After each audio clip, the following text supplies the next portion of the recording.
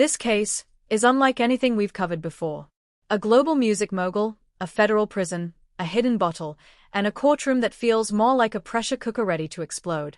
Today, we're diving into the shocking emergency hearing of Sean Diddy Combs, a man once on top of the world, now facing the collapse of everything he built. Was it a setup? A mistake? His cell. It began 3 days ago, Friday, November 7th, when officers conducting a random inspection at Fort Dix smelled something unusual. Beneath Diddy's bunk, they found a half-filled plastic bottle containing an amber-colored liquid. Tests confirmed it wasn't soda. It was fermented alcohol, homemade and potent. Within hours, word spread to federal prosecutors. That single discovery triggered a chain reaction that brought Diddy back to court under emergency status. Today, though it's a regular Monday, the courthouse opened early, almost like a crisis command center. Marshals rushed Diddy inside through the back entrance as reporters shouted questions about the bottle. For many watching, this was the moment his empire officially collapsed. Not from music scandals, but from one hidden drink behind bars. Before we go deeper into this shocking twist, make sure to subscribe and turn on the bell icon right now. Let's pause here for a moment, because what you just heard isn't just courtroom drama, it's a legal earthquake. When Judge Subramanian says, "This court does not play favorites," that's a coded warning. Federal judges rarely show visible emotion, yet here, his tone alone signaled that this violation wasn't being treated as a minor slip-up. Remember, possession of alcohol in a federal prison isn't just a rule break, it's a direct— Reporters scribbled as Diddy lowered his head. That moment made it clear. This wasn't just another hearing. It was the day Diddy's second chance vanished forever. Inside the courtroom, the tension was thick enough to cut through the air. Every seat was taken, from the front row of prosecutors to the far back where reporters whispered into their recorders. The moment Judge Aaron Subramanian stepped in, everyone rose to their feet. The sound of the gavel hit harder than any beat Diddy ever produced. The judge's first words echoed through the chamber. "This is not a performance. This is the United States Federal Court, and this man has crossed the line again." All eyes turned to Diddy. His orange jumpsuit seemed to swallow the confidence that once defined him. Just over a month ago, on October 3rd, 2025, he stood here with tears in his eyes, promising to change, promising sobriety, redemption, and humility. But that promise shattered the moment the prison warden from Fort Dix took the stand. His voice was steady, calm, and deadly serious. "Your Honor, we found alcohol, real, fermented alcohol, hidden inside Mr. Combs' personal cell." A murmur swept across the courtroom. Reporters looked at each other, mouths half open, pencils frozen mid-note. Diddy's attorney, Mark Agnifilo, tried to interject, but Judge Subramanian raised his hand sharply. "Not yet," he said. "I want the full statement."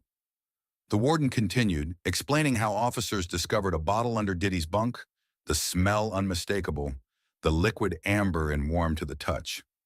Lab results confirmed the mixture contained ethanol, not soda, not fruit juice, pure alcohol, brewed in secret, and that, for the court, was enough.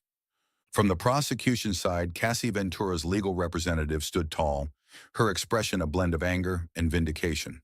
"Your Honor, this is a man who promised rehabilitation and mocked your mercy. We warned the court of his pattern. Charm in public, chaos in private." Every word landed like a hammer on the table. At that moment, Diddy leaned toward Mark Agnifilo and whispered something that no one could hear.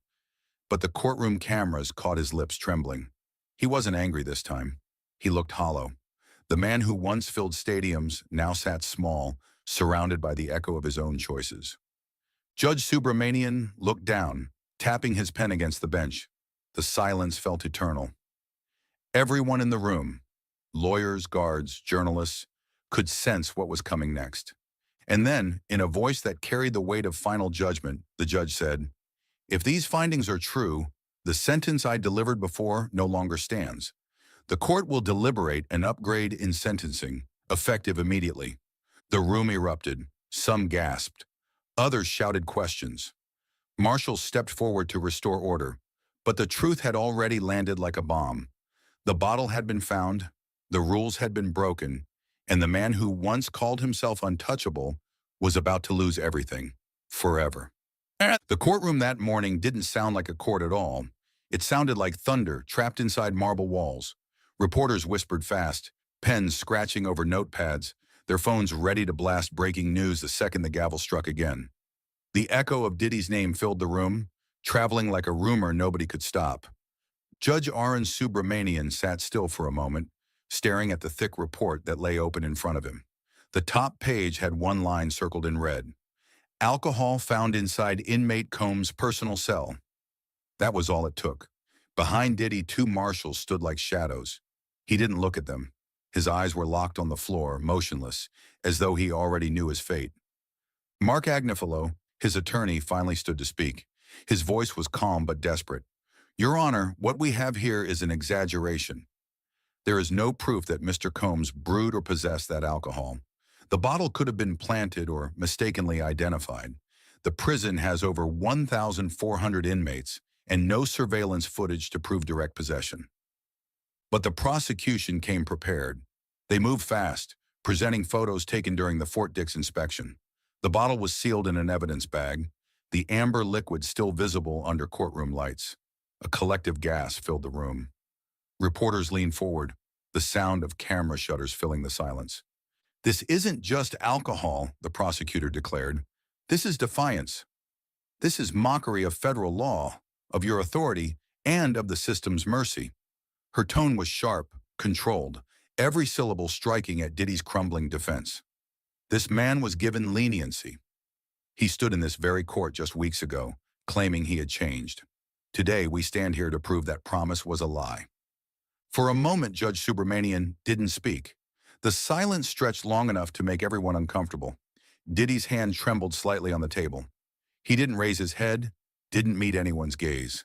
And then the judge leaned forward and said quietly, Mr. Combs, this court gave you a chance. But your actions inside Fort Dix tell me something far louder. Right here, this is where the entire case flips. Up to this point, Diddy's defense was hanging by a thread, but Judge Subramanian's words. Rehabilitation requires truth. That line is devastating. Judges rarely speak like this unless they've already formed a strong impression about the defendant's credibility. And when credibility breaks inside a federal courtroom, almost nothing can Carved in stone. No one in that room dared to breathe. Reporters exchanged silent glances, knowing history was writing itself right before their eyes. The once glorious image of Sean Diddy Combs, the mogul, the icon, now stood replaced by an inmate accused of smuggling alcohol behind prison bars. The gavel hit once more. The sound didn't just mark a continuation of the case, it marked the beginning of the end.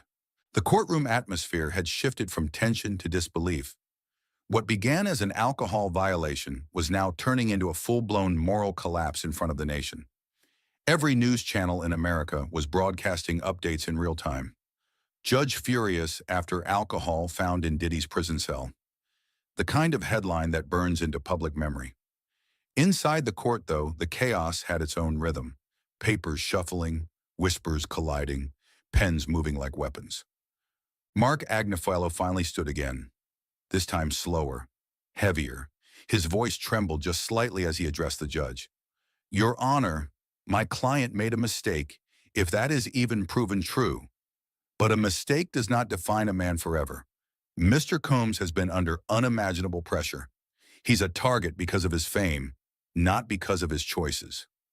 Judge Subramanian's eyes didn't move. He stared down the defense table as if words were no longer enough. The warden's report still lay open. Alcohol confirmed, possession verified. The prosecution leaned in, their lead attorney responding with a sharp surgical tone. Pressure doesn't make alcohol appear in a federal cell, Your Honor. Action does. Willpower does. Defiance does. Diddy sat silent. The weight of the moment pressed down on him like iron chains. This wasn't the glitz of a red carpet or the flash of a BET Awards night. This was the cold light of consequence. His hands were clasped tightly, his thumb slowly rubbing the edge of the table, like he was searching for rhythm in a world that had gone off-beat. The judge looked around the courtroom, scanning every face. Do you all realize, he began, voice slow, that this hearing was not even on the calendar? We opened this court on an emergency basis, on a federal holiday weekend. His words were calm, but they hit like thunder. I did that because integrity matters more than rest. Justice does not sleep, even when the rest of us do. Gasps filled the room. The reminder that Sunday hearings were unheard of, and yet the court had moved mountains to bring Diddy back in, sent chills through everyone there. The tension broke only when the prosecutor approached with a file of additional evidence. Inmate testimonies. Whispered statements claiming they had seen Diddy laughing in the recreation area days before, holding a cup that didn't smell like juice. One even said he bragged about having something to take the edge off. Mark Agnifilo objected instantly, shouting that hearsay had no place in federal deliberation. The judge silenced him with a wave of the hand. "I'll decide what belongs in this courtroom," he said, his tone colder now, more personal. Outside, reporters relayed every word as breaking news. Cameras swiveled toward the courthouse doors, waiting for any movement. The world that once celebrated Diddy for his power was now watching for his downfall, minute by minute. Inside, the courtroom had become a stage for truth, and for the first time, Sean "Diddy" Combs had no script to follow, no beat to hide behind, no entourage to save him, only silence and the echo of his own choices bouncing back against the courtroom walls. Judge Arun Subramanian's gavel hit once, echoing through the courtroom like a gunshot. The murmurs stopped instantly. Outside, the world waited for a headline. Inside, history was already being written. The tension was unbearable. Every heartbeat sounded louder than the next word. The judge looked directly at Diddy, who sat frozen, hands clenched, jaw tight. "Mr. Combs," he began, "you were trusted with a chance at redemption. You spoke in this very courtroom about sobriety, about growth, about a new beginning. And yet, just weeks later, you stand here accused of violating the most basic prison rule. You smuggled alcohol into a federal facility." Diddy's eyes rose slowly, glassy but defiant. "Your Honor," he said, voice trembling, "I didn't smuggle anything. I didn't make it. Somebody's trying to destroy me." The courtroom buzzed again. Cameras clicked in rapid fire outside, even though none were allowed in. Mark Agnifilo placed a hand on Diddy's shoulder, whispering something meant to calm him, but his own expression betrayed doubt. The defense table looked drained, papers scattered, arguments collapsing under the weight of the evidence. Across from them, the prosecution stood taller, confident, prepared, and deadly composed. The warden stepped forward again. "We did a full sweep of the unit," he said firmly. "Only one cell contained a liquid that tested positive for alcohol. Sean Combs. The seal was broken. The liquid had a strong scent of ethanol. That's not rumor. That's record." The judge leaned back. "So the man who told this court he was finally sober couldn't stay clean even a month into his sentence?" His words weren't shouted. They were whispered with disappointment, the kind that hurts more than anger. Reporters scribbled every word, already knowing what the next headline would be. This wasn't a scandal anymore. It was an implosion. Social media exploded within minutes. Hashtags like #Diddy life sentence and Fort Dix betrayal started trending before the hearing even ended. Cassie's legal representative looked toward the judge and said softly, "This isn't about alcohol, Your Honor. It's about accountability. The same accountability he denied his victims. The same arrogance that brought him here." The judge turned his gaze back to Diddy. His expression softened for only a moment before turning to Steele again. "Mr. Combs, the system offered you mercy. But mercy means nothing without respect. And today you've proven that lesson the hard way." The silence after those words was suffocating. Even Diddy's breathing could be heard, a shallow rhythm between fear and disbelief. Somewhere behind him, a reporter whispered, "This is it. He's done." For years, Diddy built his empire on power, confidence, and control. But here, under those fluorescent lights, he was just another man facing judgment, stripped of fame and pride. The air in the courtroom felt colder now, and for the first time, it wasn't the flash of cameras defining his legacy. It was the echo of a judge's voice sealing his fate. Judge Subramanian removed his glasses and rubbed his eyes for a long, quiet moment. The entire courtroom seemed to stop breathing. What was once a legal proceeding now felt like a moral reckoning. The fluorescent lights above hummed faintly, cutting through the heavy silence that followed Diddy's last words. Even the guards near the exit doors stood frozen, as if no one dared to move until the judge did. Outside, thunderclouds gathered over Manhattan. Dark, heavy, symbolic. Inside, the storm was already here. The prosecution began their closing argument with a calm that only comes from certainty. "Your Honor," the lead attorney said, stepping closer to the bench, "this is no longer about music, fame, or headlines. It's about a man who refuses to live by the same rules as everyone else. Mr. Combs has not just broken the law, he has insulted the privilege of leniency." The words hit like bullets. Every sentence dug deeper into the cracks of Diddy's defense. Mark Agnifilo tried to speak, but the judge raised a hand, once again silencing him. "Enough," he said. "I've heard the same arguments before. Last time I gave him the benefit of the doubt. I believed in rehabilitation. I believed in a man trying to change." He turned to Diddy. "But what do I see now? Alcohol hidden in your cell, smuggled past security. Mockery of this court's mercy. The very institution that showed compassion has been betrayed by your own hand." Diddy tried to speak, his voice breaking mid-sentence. "Your Honor, please. I didn't." The judge cut him off sharply. "Mr. Combs, don't insult this court with denial." The room froze. Every word landed like a nail in the coffin of a fading legacy. The prosecution placed one final photo on the evidence table, a close-up of the bottle found in Diddy's cell. The judge stared at it for a long time. Then he said quietly, "A man who cannot control himself cannot be trusted with freedom." A gasp escaped from the media row. Reporters leaned forward, their pens trembling. Everyone knew what was coming. Outside, crowds gathered on the courthouse steps. Some held signs that read, "Justice for Cassie." Others shouted, "Free Diddy." The clash of voices rose like a storm. Helicopters hovered overhead. It wasn't just a trial anymore. It was a cultural reckoning. Inside, the judge's tone softened, but carried the weight of finality. "Mr. Combs," he said, "I once believed your words when you said you were sober for the first time." As we reach the final stretch of this extraordinary hearing, one thing becomes crystal clear. This wasn't just about alcohol. It became a referendum on character, on accountability, and on whether someone with immense fame should receive the same mercy as everyone else, or be held to an even higher standard. Judge Subramanian's remark Before history would change forever. In that silent courtroom, it became clear. The empire wasn't just falling, it was being erased, one ruling at a time. The judge took a deep breath and leaned forward, elbows resting on the edge of the bench.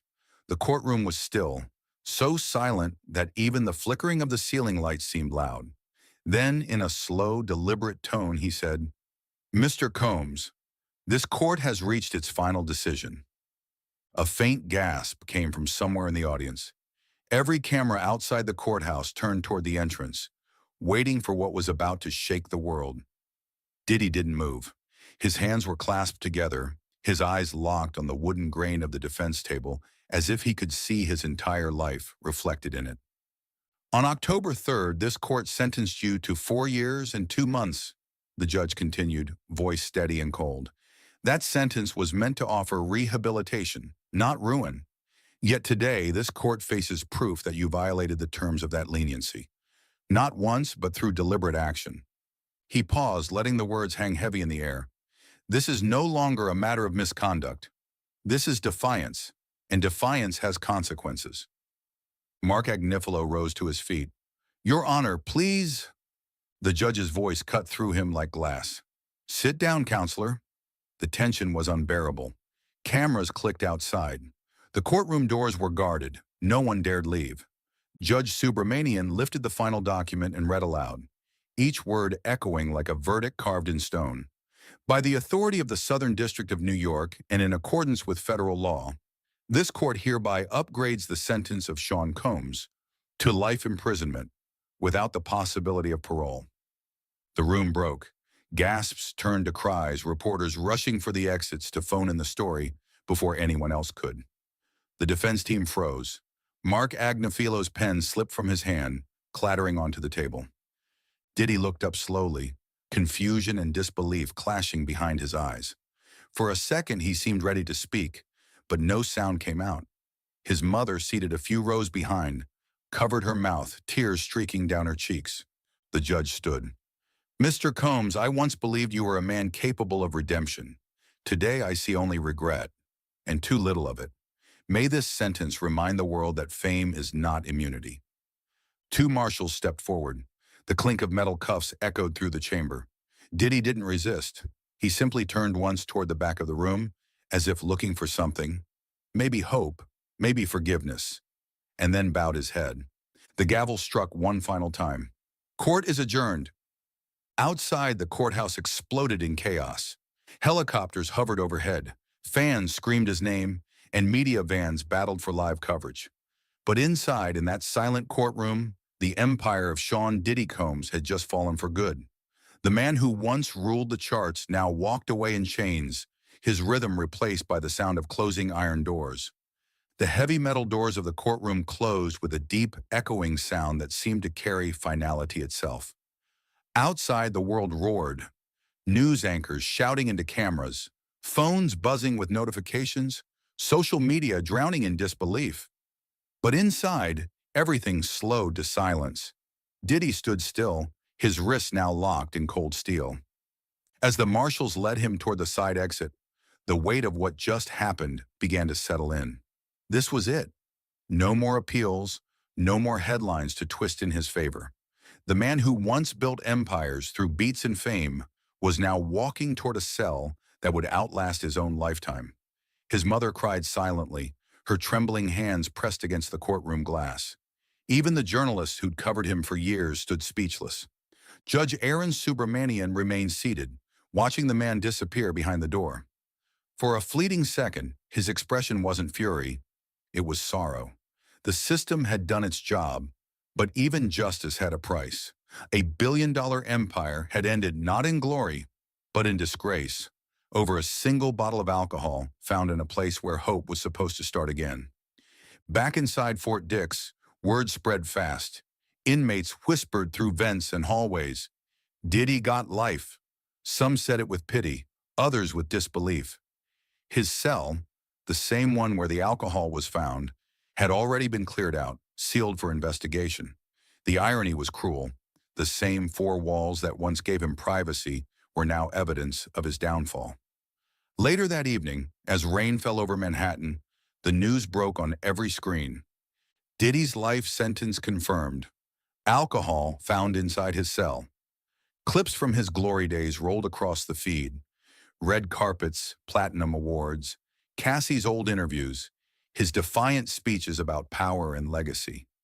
Each clip felt like a memory fading in reverse, the echo of a man who thought he could outrun consequence. Inside his prison transport van, Diddy sat quietly, the hum of the engine the only sound between him and the rest of his life.